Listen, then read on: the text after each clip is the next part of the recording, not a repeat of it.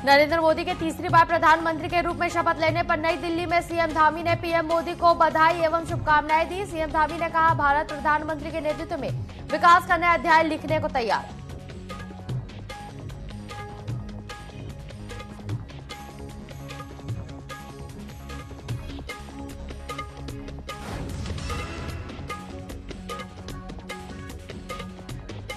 चुनाव आयोग ने देश के 7 राज्यों की 13 विधानसभा सीटों पर उपचुनाव की तारीखों का किया ऐलान। 14 जून को नोटिफिकेशन किया जाएगा जारी।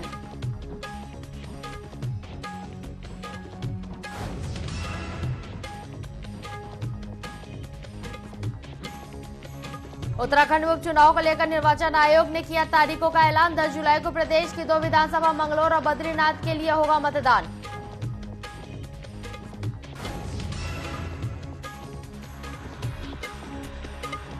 उत्तराखंड में मौसम शुष्क होने से मैदानी क्षेत्रों में भीषण गर्मी का प्रकोप जारी। देहरादून समेत मैदानी क्षेत्रों में चटक धूप के साथ पारा 40 डिग्री सेल्सियस से अधिक बना हुआ है।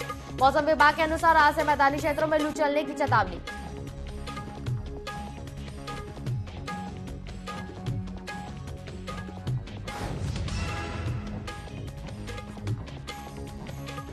और पूर्णागिरी माता के दर्शन करने जा रहे श्रद्धालुओं पर मुसलमानों ने किया पत्थरों से हमला। यति राम स्वरूप नंद गिरी ने कहा, प्रशासन शहीद स्मारक पर अनशन करने से रोक रही। उन्होंने कहा, पत्थरबाजों पर सख्त कार्रवाई करनी चाहिए।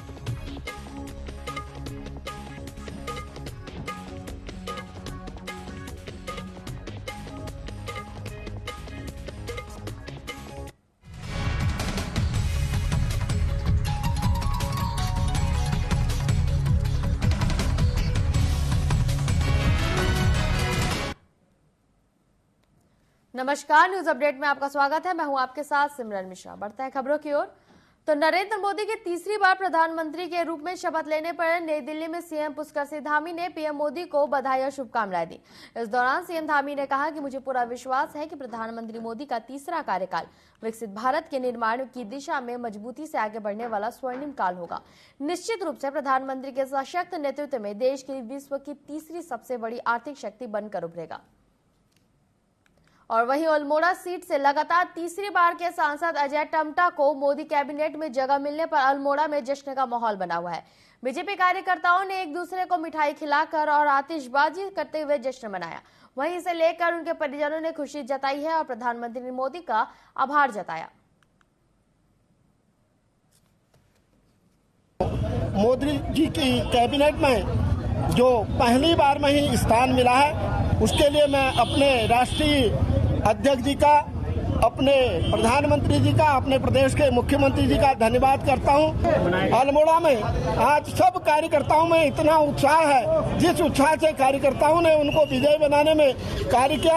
आज सारे कार्यकर्ता अल्मोड़ा नगर के हमारे एक स्थान पर एकत्रित होकर के मिष्ठान वितरण कर उनको बधाई दे रहे हैं। अजय भाई का बड़ा भाई हूँ और मुझे बहुत खुशी है, मेरे परिवार को बहुत खुशी है कि भारतवर्ष में वो मंत्री बन रहे हैं। लोकसभा चुनाव में लगातार तीसरी बार 5 बार कमल खिलाने वाले उत्तराखंड को प्रधानमंत्री मोदी ने अपनी कैबिनेट में प्रतिनिधित्व देकर रिटर्न गिफ्ट दिया है। अल्मोड़ा पिथौरागढ़ संसदीय क्षेत्र से लगातार तीसरी बार चुनाव जीते अनुभवी अजय टम्टा को मोदी कैबिनेट में सरकार में एक बार फिर से मंत्री की कुर्सी मिली है।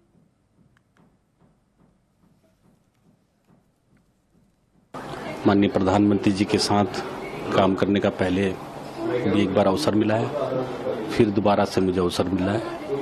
इसके लिए मैं भारतीय जनता पार्टी का, अपने कॉन्स्टिट्यूंसी के सभी मतदाताओं का और माननीय प्रधानमंत्री जी का बहुत धन्यवाद देता हूं कि जो 10 वर्षों से काम चल रहे हैं, उन कार्यों को और तेज गति देने में मैं अपना जितना भी दिन रात है मेहनत करके उस काम को पूरा करूंगा।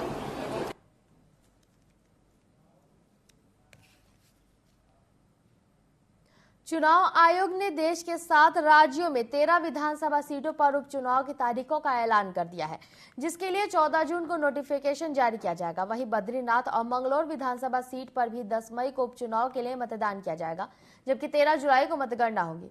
उपचुनाव के प्रत्याशियों के नामांकन की प्रक्रिया 21 जून को शुरू होगी, जबकि 26 जून को नाम वापसी की तारीख तय की जाएगी।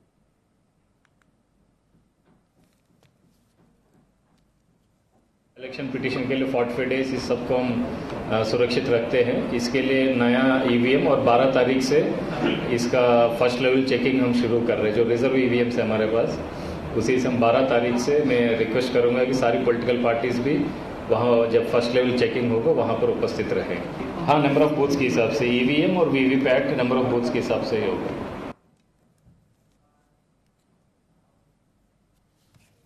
उत्तराखंड में 2 विधानसभाओं के उपचुनाव को लेकर निर्वाचन आयोग ने तारीखों का ऐलान कर दिया है। 10 जुलाई को प्रदेश की 2 विधानसभाओं मंगलौर और बद्रीनाथ के लिए मतदान होगा, जबकि 13 जुलाई को मतगणना होगी। कांग्रेस ने दोनों विधानसभा सीटों पर जीत का दावा किया है। कांग्रेस के प्रदेश प्रवक्ता शीशपाल सिंह बिष्ट ने कहा कि प्रदेश की जनता बद्रीनाथ विधानसभा सीट पर भाजपा को सबक सिखाने के लिए तैयार है, तो वहीं मंगलौर में कांग्रेस की बड़ी जीत होगी।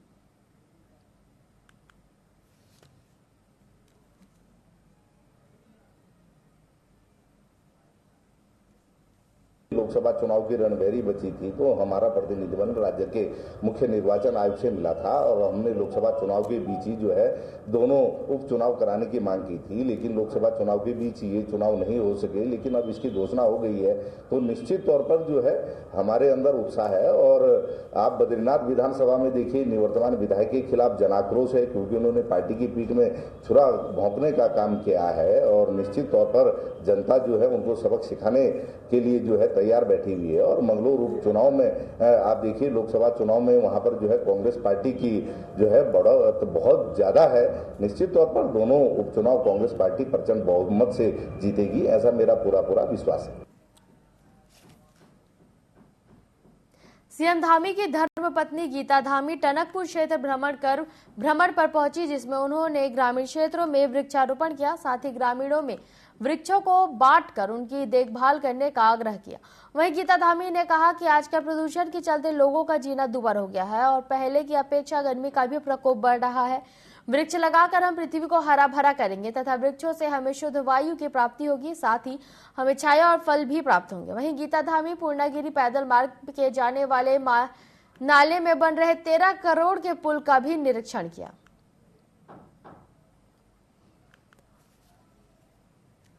यहाँ थालखड़ा में और खेतखड़ा में स्थित आंगनबाड़ी केंद्र में एक जनसभा हुई।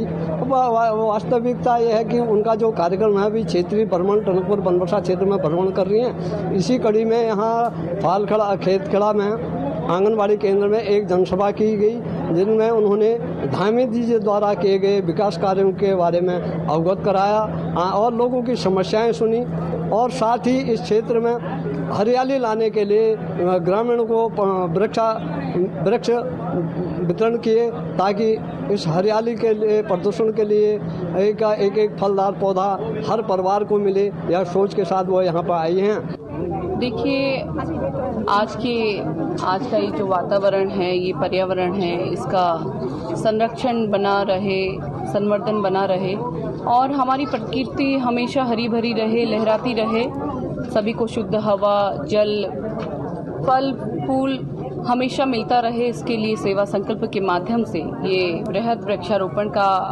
हम लोग जगह जगह में आयोजन कर रहे हैं, जिसमें सभी लोगों जो है बहुत ही उत्साह के साथ, बहुत खुशी के साथ इस वृक्षारोपण में अपनी सहभागिता दे रहे हैं और सभी लोग वृक्षारोपण कर रहे हैं और सभी को हम लोग आग्रह भी कर रहे हैं कि वे लगातार उसमें जो है पानी देते रहें। उत्तराखंड में मौसम शुष्क होने से मैदानी क्षेत्रों में भीषण गर्मी का प्रकोप है। देहरादून समेत ज्यादातर मैदानी क्षेत्रों में चटक धूप के साथ ही पारा 40 डिग्री सेल्सियस से अधिक बना हुआ है। देहरादून में अधिकतम तापमान सामान्य से 5 डिग्री सेल्सियस अधिक पहुंच गया है। मौसम विभाग के अनुसार सप्ताह भर में प्रदेश भर में मौसम के मिजाज परिवर्तन के आसार नहीं है। इसके साथ ही सोमवार से मैदानी क्षेत्रों में लू को लेकर चेतावनी जारी की गई है। हालांकि पर्वतीय क्षेत्रों में अधिकांश जगहों पर बादल छाने के साथ ही कहीं कहीं हल्की बूंदाबांदी हो सकती है।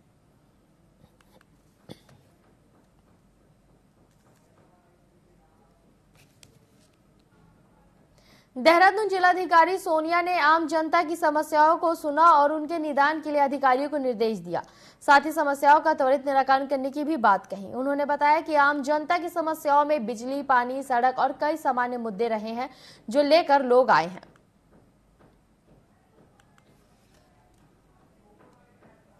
आई हैं और अलग अलग विभागों से रिलेटेड आई हैं। बिजली, पानी, सीनियर सिटीजन्स की काफ़ी शिकायतें थी और जो लैंड डिस्प्यूट्स उनसे भी रिलेटेड शिकायतें आई थी और अकॉर्डिंगली कंसर्न विभाग को बता दिया गया कि तत्काल इस पर नियंत्रण कर रही है।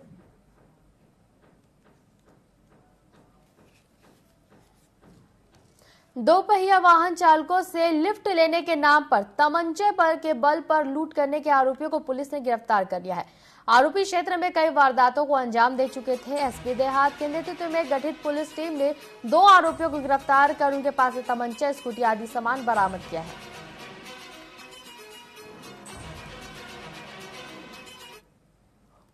सलमान नामक एक व्यक्ति को लिफ्ट देने के बहाने से एक व्यक्ति के द्वारा रोका गया और उसके अन्य साथियों के द्वारा उसके साथ स्कूटी उसकी लूट ली गई। इसी तरह की एक अन्य घटना आसफ नगर के निकट दीपक नामक एक डिलीवरी बॉय के साथ 5 जून को ही हुई थी, जिसमें उससे लूट की घटना कारित की गई थी, उससे मोबाइल फोन लूटा गया था। घटना में शामिल 2 अभियुक्तों आस मोहम्मद उर्फ आसू पुत्र इफ्तिखार और सलमान उर्फ लाला पुत्र सलाम निवासी पार्ली गुजर कोतवाली गंगनहर को गिरफ्तार करने में सफलता हासिल की और उनके कब्जे से अवैध तमंचा और कारतूस तथा उनकी निशानदेही पर लूटी हुई स्कूटी, लूटा हुआ मोटरसाइकिल, कोतवाली गंगनहर से चोरी किया गया मोटरसाइकिल और जो मोबाइल फोन लूटा गया था और अन्य दस्तावेज लूटे गए थे, वे सभी बरामद किए गए हैं। टनकपुर रोड स्थित खटीमा जामा मस्जिद से श्रद्धालुओं पर पत्थरबाजी के मामले ने तूल पकड़ लिया है। पत्थरबाजों पर कोई कार्रवाई नहीं होने से नाराज यति रामस्वरूप आनंद गिरी महाराज और उनके शिष्यों ने कचहरी परिसर से शहीद स्थल पर आमरण अनशन पर बैठने की कोशिश की, लेकिन मौके पर मौजूद पुलिस बल ने उन्हें रोक लिया और उन्हें सीओ सदर कार्यालय लाया गया, जहां पर प्रशासन ने उन्हें धरना स्थल पर अनशन देने की सलाह दी है।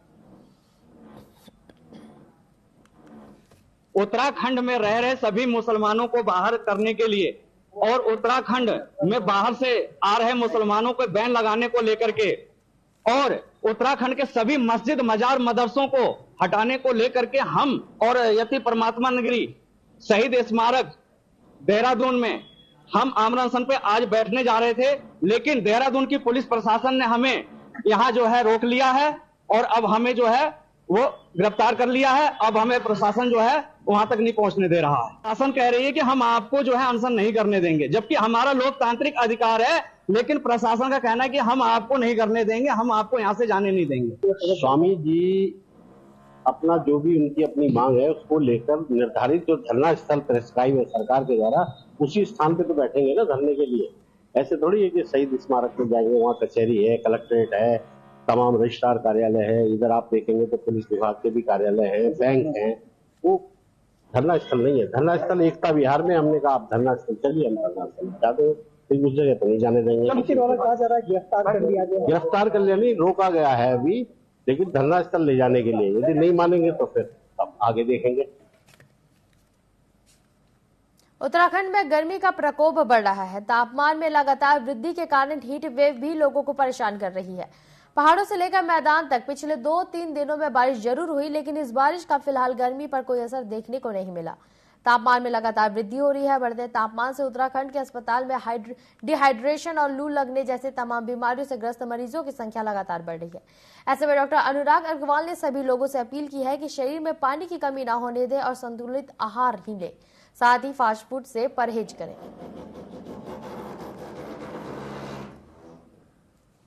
तो करीब करीब मैं ये कहूँगा कि मौसम साफ रहने वाला है।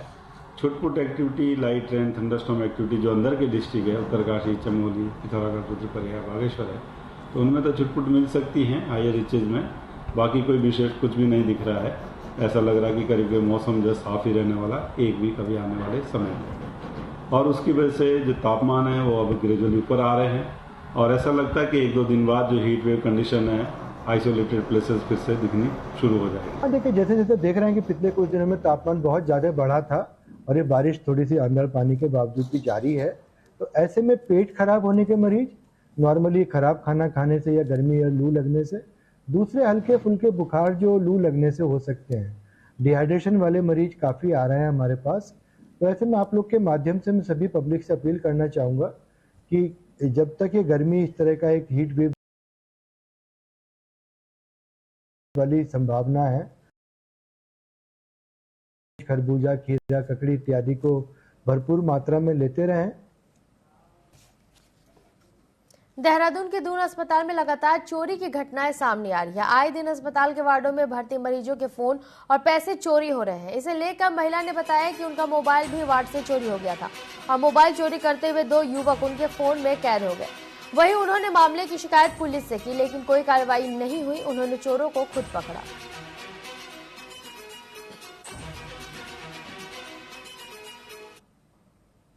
तीन मोबाइल चोरी हो गए।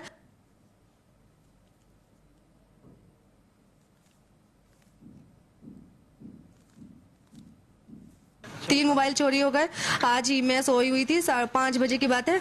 सफाई कर्मचारी आए थे, उन्होंने सफाई की। उसके बाद उन्होंने मुझे बराबर वाले भैया ने जगाया कि देखो तुम्हारे फोन नहीं है। 2 लड़के ले गए।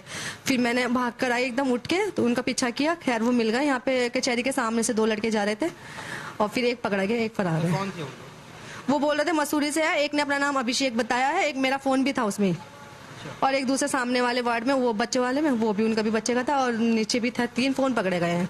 हाँ, हमने उसे कंप्लेन लिखवा दी और थाने में पकड़ा दिया, दे दिया। हाँ जी, एक और भैया थे, एक मैं थी। हम दोनों ने उनका पीछा किया, उनको पकड़ के थाने में दे दिया। चमोली जिले के पीजी कॉलेज गोपेश्वर में आयोजित 2 दिवसीय 6वें अंतर्राष्ट्रीय सम्मेलन का समापन हो गया है।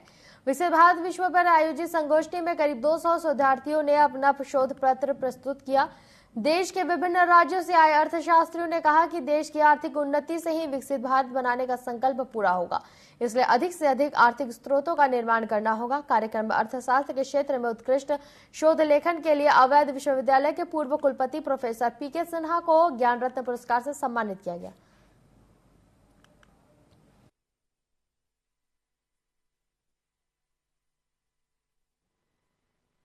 कि 3 दिवसीय हम लोगों ने art exhibition, international art exhibition किया, जिसमें गढ़वाली सभ्यता और अवध की सभ्यता को कोलैबोरेट किया गया है, और अंतर्राष्ट्रीय स्तर पर भी इस पे लोग अपना कलाकृति भेजे हैं। उसका उद्देश्य ये है कि कभी भी विकास चहुमुखी होना चाहिए, तो कल्चर और सभ्यता को छोड़कर हम विकास की कल्पना नहीं कर सकते।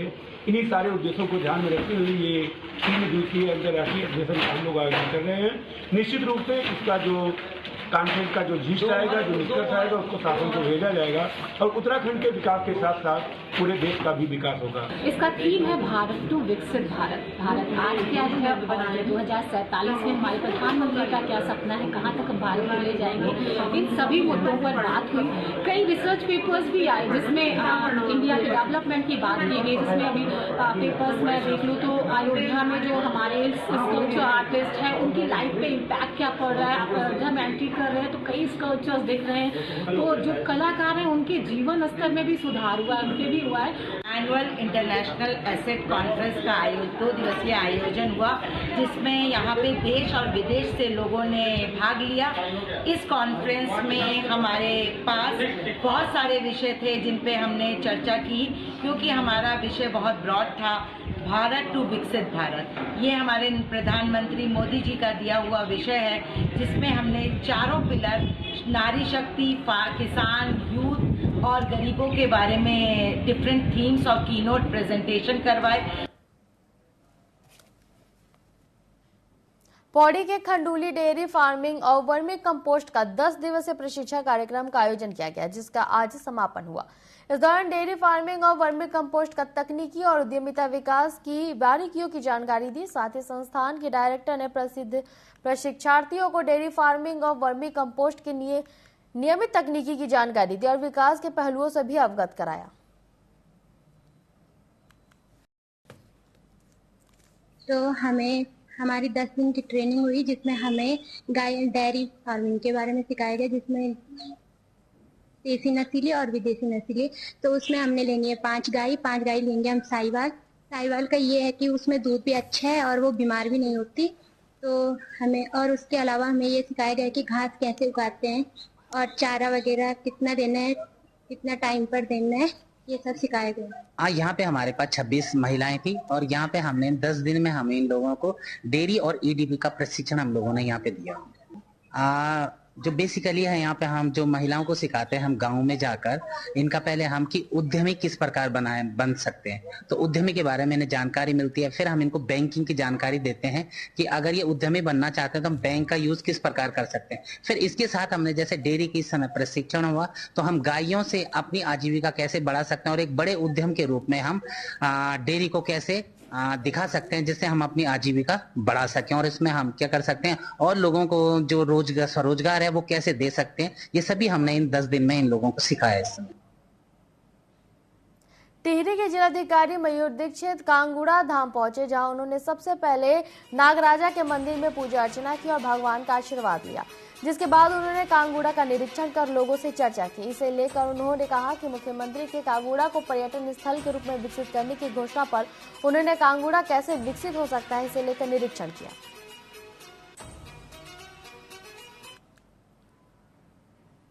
उधम सिंह नगर के पंतनगर पुलिस ने मोबाइल टावरों से बैटरी चोरी के मामले में खुलासा करते हुए 3 आरोपियों को गिरफ्तार किया है, जिनसे 9 लाख की कीमत की बैटरी बरामद की गई है। वहीं मामले में पुलिस ने बताया कि मुखबिर की सूचना के अनुसार आरोपियों को घेराबंदी करते हुए पकड़ा गया है, जिनकी तलाशी में जियो टावर की बैटरियां बरामद हुई है। फिलहाल पुलिस आगे की कार्रवाई में जुट गई है।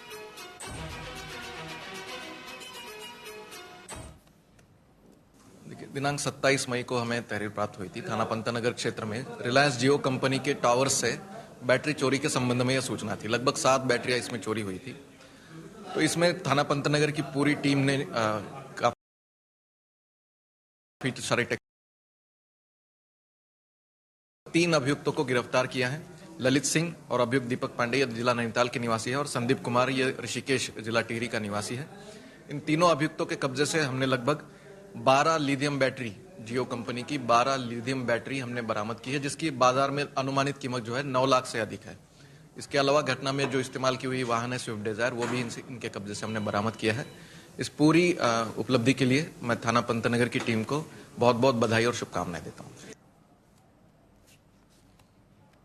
न्यूज अपडेट में फिलहाल के लिए इतना ही। बने रहे टीवी 24 के साथ। नमस्कार।